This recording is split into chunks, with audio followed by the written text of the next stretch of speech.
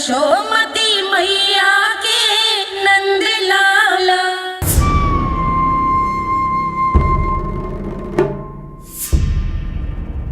हम ऐसे भूखे प्यासे कब तक रह पाएंगे? कंठ सूख रहा है, जठराग्नि मेरे उदर को जला रही है।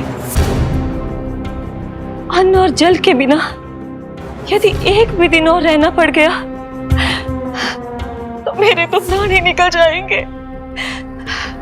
महाराज कंस जिस विचारधारा पे विश्वास रखते थे उसे ही भूल गए हैं। वो ये भूल गए हैं कि युद्ध करने के लिए और उसे पराजित करके स्वयं विजयी होने के लिए स्वयं जीवित रहना आवश्यक होता है।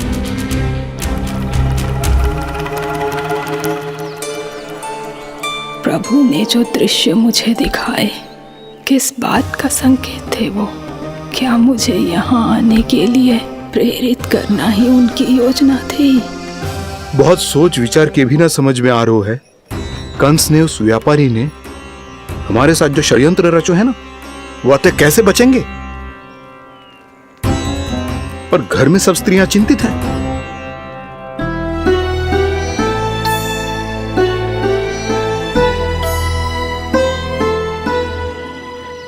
सुनो भाई सब लोग, नंदराज ने निर्णय लियो है कि वो इस बार कंस से मिलने अकेले ही आने वाले हैं।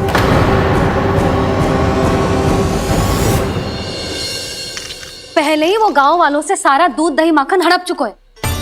अब आप और मटकियां क्यों ले जा रहे हो उस दुष्ट के लिए? यशोदा, वो दुष्ट है, अत्याचारी, पर है तो हमारे महाराज ही ना। वैसे खाली हाथ थोड़ी ना जा सकते हो।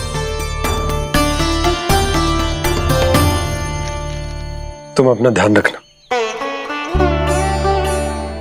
सुनो जी, मुझे पता है कि मुझे श्री नारायण पे विश्वास रखना चाहिए, बल्कि मैं भी तो यही समझा रही थी इन गोपियों को। पर पता ना क्यों मुझे लग रहा है इसके पीछे उसका कुछ बहुत बड़ा षड्यंत्र है। ना तो आपको अकेले क्यों बुलाता वो? मैं जानता हूं यशोदा, उसने मुझे क्यों बुलाया है, पर मैं तुम्हें ना बता सकता। मैं ना चाहता हूं कि तुम चिंता करो।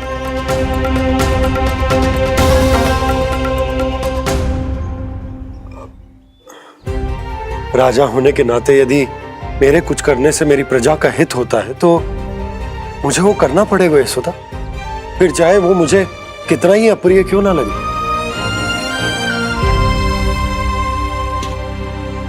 हे नारायण, मेरी दुविधा दूर करो।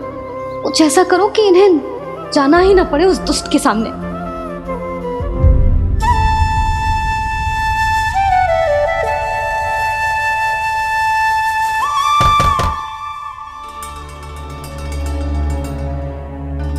जी इतनी सुबह कौन हो सकता है?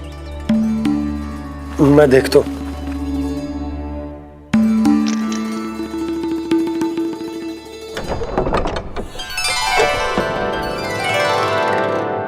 पूर्णा मासी, आप? यशोदा,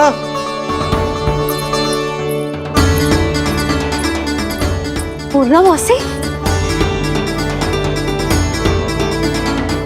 इतने दिनों बाद? क्या होगा मौसी? सब कुछ कुशल तो है? मैं तो बस इतना जानती हूँ नंदराज, ये लोग आपसे मिलना चाहते थे। कौन?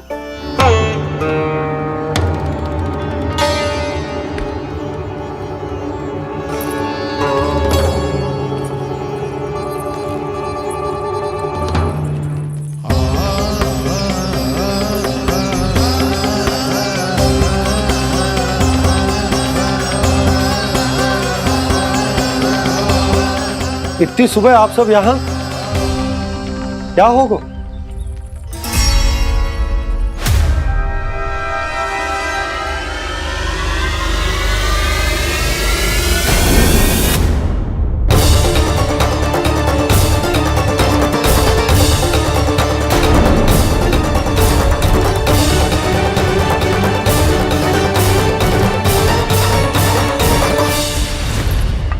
हमारे भोले भाले गोकुल वासियों को फंसाने के बाद यहाँ आने का साहस कैसे करो तूने? यशोदा, पूछो जी, पूछो इससे ये क्या करो यहाँ।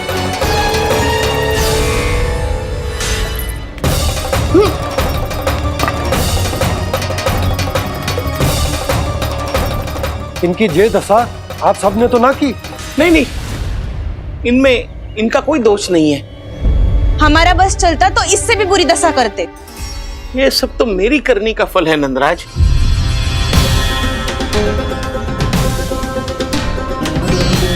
इसे इसके किए का दंड मिल गया है।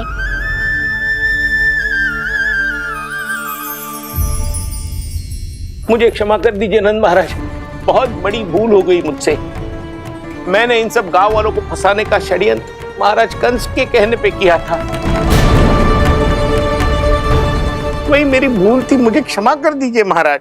बहुत शीघ्र बुद्धि आ गई तुम्हें। मैंने आप सबको लोभ के जाल में फंसाने का प्रयास किया। सच तो ये कि मैं स्वयं लोभ में ग्रस्त था। सब कुछ अधिक से अधिक धन के लिए किया था मैंने। सब कुछ खो दिया। मेरा भोजन सड़ गया, मेरी मिठाई में कीड़े मकोड़े पड़ गए, मेरे स्वर्ण आभूषण मोती सब कंकड़ पत्थर बन गए।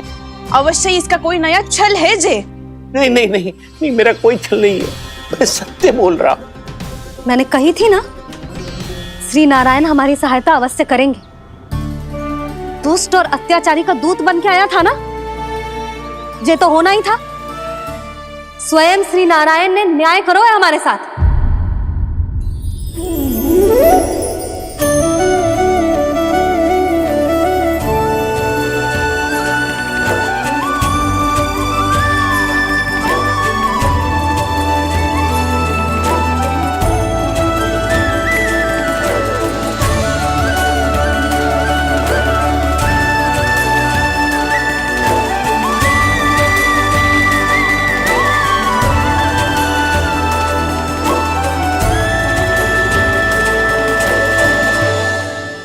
आप बिल्कुल सही कह रही है। वैसे तो कर्मों का फल मरने के बाद मिल रहा है, लेकिन आपके श्री नारायण ने मुझे इसी जन्म मेरे कर्मों का फल दे दिया, कर्मों का दंड दे दिया। आपका बहुत बहुत धन्यवाद श्री नारायण, बहुत कृपा की हो आपने। पर इसका अर्थ ये ना है कि हम सब ने आपको क्षमा कर दिया है। मैं यहाँ क्षमा के लिए नहीं आया हूँ नंदरानी। तो फिर किस लिए आए यहाँ? मैं तो इन भोले भाले गोप गोपियों को इनकी शपथ से मुक्त कराने आया हूं। पर इन सब ने वो शपथ अपनी इच्छा से ली थी, आप उसे कैसे मुक्त करा सकते हो? और एक शपथ दिलवाकर।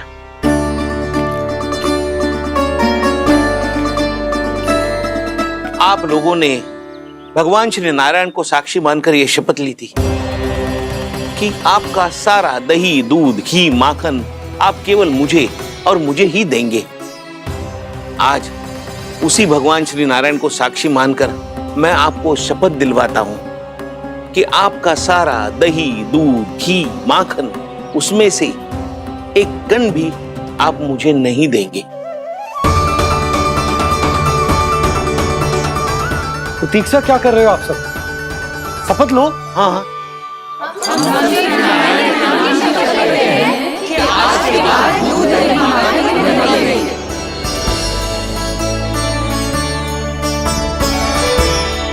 जशोदा जी आपने सही कही थी। हम बस श्री नारायण पर विश्वास रखें तो सारे कार्य सज जाते हैं। मुझे आशा है कि व्यापारी जी की तरह आप सबको भी अपनी शिक्षा मिल गई होगी। हाँ नंदराज, अब हमें अपनी भूल से सीख मिल गई है। अब हम कभी भी किसी के लोभ के जल में ना फंसेंगे। जब यहाँ आभास हो जाए वहाँ भूल हुई है तो उसे मान के सीख लेनी चाहिए। हाँ हाँ, इस घटना से मुझे भी सीख मिल गई है। मैं भी जो शपथ लेती हूँ कि आज के बाद सारा का सारा दूध, दही, माखन इस पर सबसे पहला अधिकार गाय के बछड़ों पर ही होगा। सीख समझ सभी ने जैसे ही ली शपथ कि अब लोभ करेंगे ना हानि से भी अधिक मिला है, माखन बह रहा देखो देखो कृष्ण लीला, देखो कृष्ण लीला।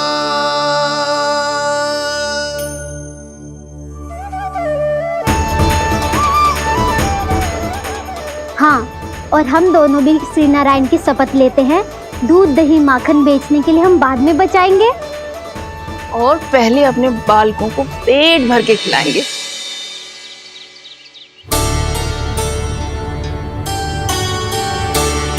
भैया दादी शीघ्र चलो, जो माखन प्रसाद की मटकी आप मंदिर से चढ़ा के लाई थी वो पूरी भर गई है और माखन निकल निकल के बह रहा है। इसीलिए बड़बोलो कहलाते है तू।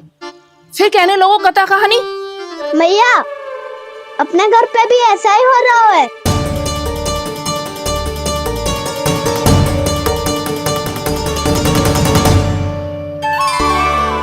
यशोदा, वो देख तुम्हारी माखन की मटकियां।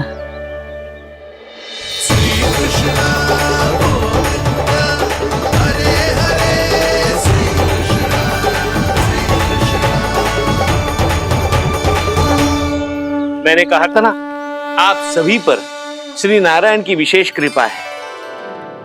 जैसे ही आप सबने अपनी भूल स्वीकार कर ली, भगवान ने आपके माखन की सारी हानि पूरी कर दी।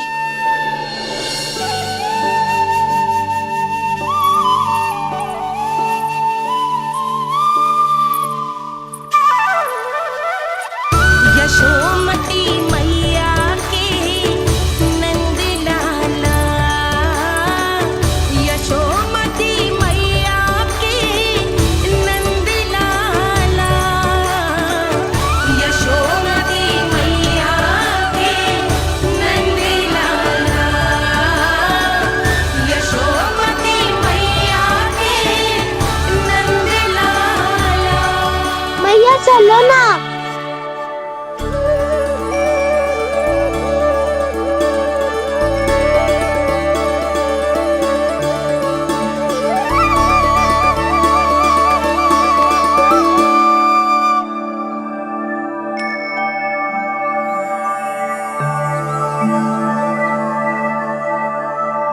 कौन से कान्हा पे विश्वास करूं मैं, उस सियाने पे जो कुछ ही समय पहले अपनी लीला दिखा रहा था, या उस निर्दोष पे जो आसपास की हर घटना से अनभिज्ञ बैठो है।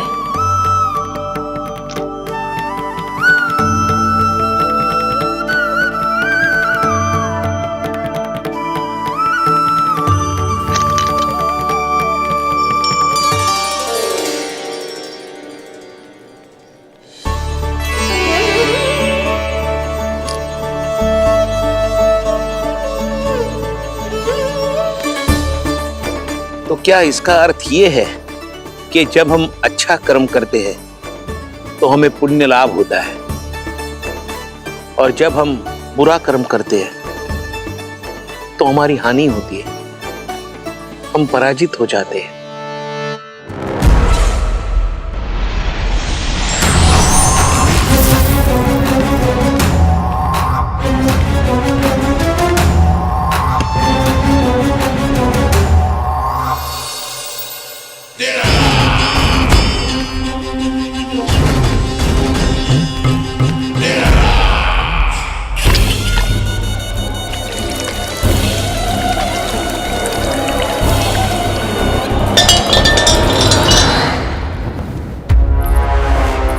अस्ति प्राप्ति।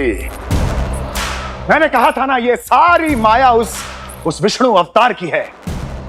अरे वो तो इतना भी शक्तिशाली नहीं है कि अपनी ही माया का प्रयोग पर्याप्त समय तक कर पाए और मुझे पराजय स्वीकार करने पर विवश कर पाए।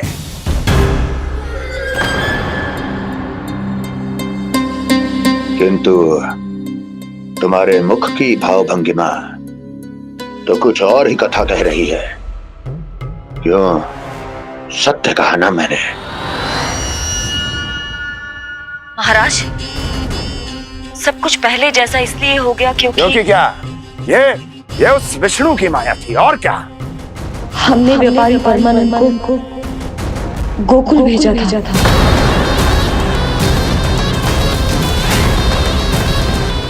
हमने व्यापारी परमानंद को गोकुल भेजा था ताकि वो गोकुल वासियों को अपने साथ व्यापार करने के वचन से मुक्त कर सके।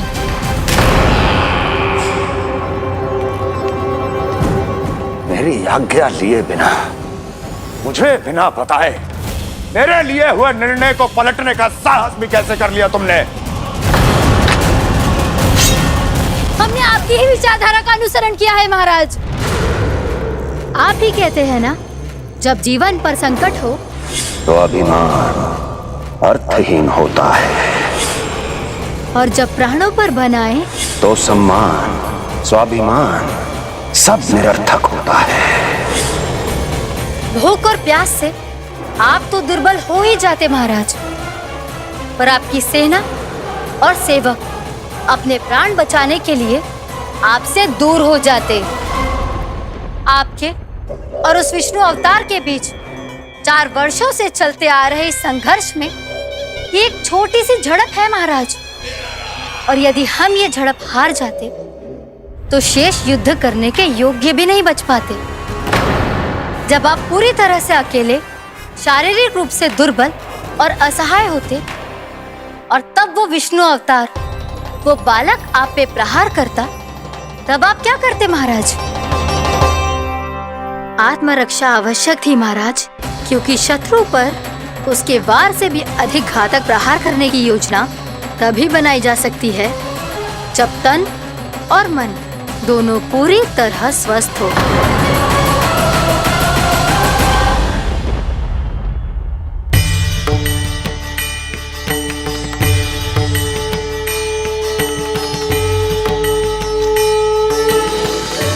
सच्ची बताओ, जैसा आप ही ने कियो है ना? आप बहुत दूर से आई हो ना, भूख लगी होगी। मैं माखन लाऊं? आज पूरे गोकुल में माखन बह रहा है। इसके पीछे आप ही की लीला है ना? मैं अभी माखन लाता हूँ।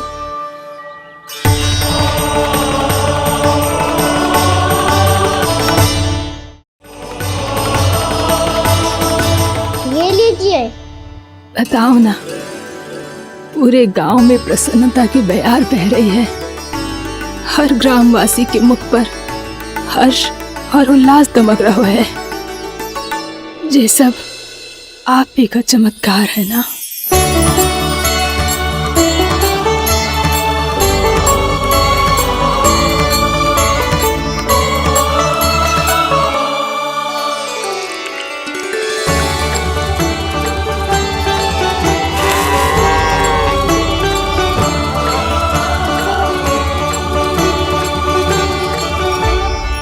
बताओ प्रभु, ये महिमा आप ही की है ना नारायण? ठहरो, मैं आपके हाथों से खिलाऊंगा आपको।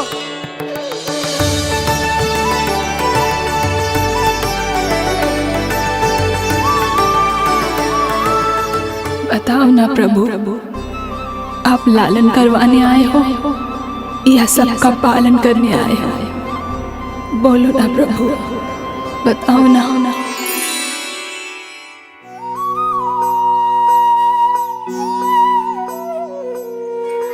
आए हो लालन करवाने या पालन करने आए हो, या जगपाला बन नंद लाला मन को हरने आए हो।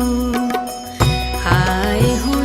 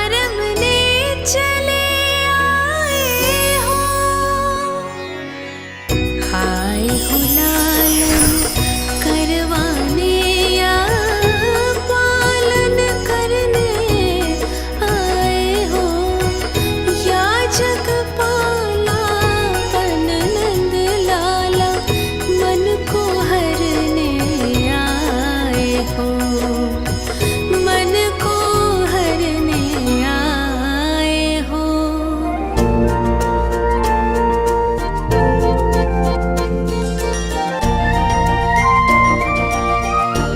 बताओ ना प्रभु, कब दोगे मेरे प्रश्नों का उत्तर?